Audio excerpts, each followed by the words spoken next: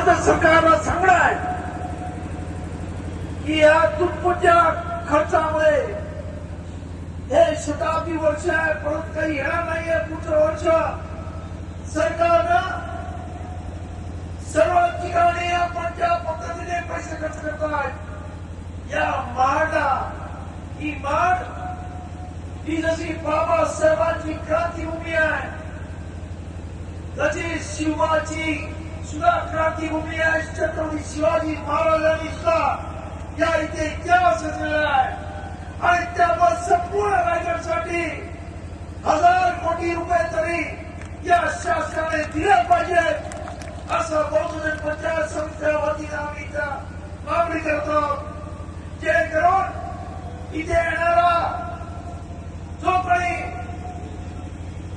शिवाजीचा भाव असतील किंवा बाबासाहेबांचे भीमसैनिक असतील त्यांना रायगडामध्ये किंवा या 14 तळावरती चांगल्या पद्धतीने यायला त्यांची निवासाची सोय ज्या पद्धतीने पंढरपूरला भक्तांसाठी भक्त निवास आहेत त्या पद्धतीने महाडला सुद्धा अनेक लोक शिवभक्त येतात, भीमसैनिक येतात, त्यांची राहण्याची सोय झाली पाहिजे.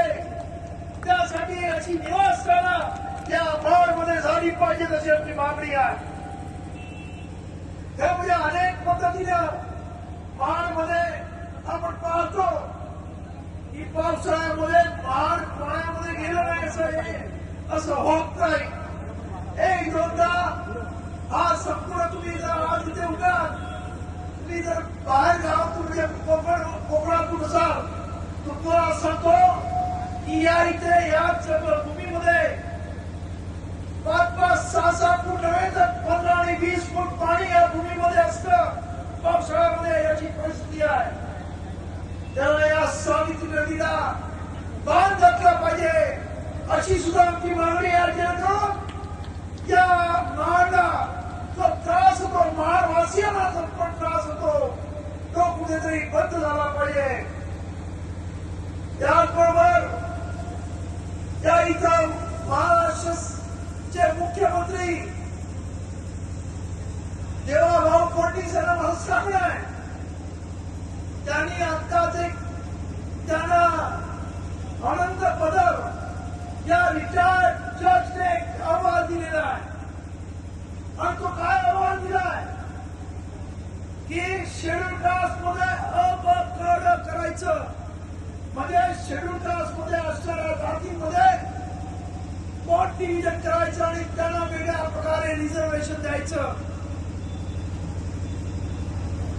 माझं सरकारला सांगणं आहे की तुम्ही या पद्धतीचा गुन्हा करू नका. आधीच हा समाज, हा संपूर्ण हा देश हा फ्रॅक्चर्ड देश आहे.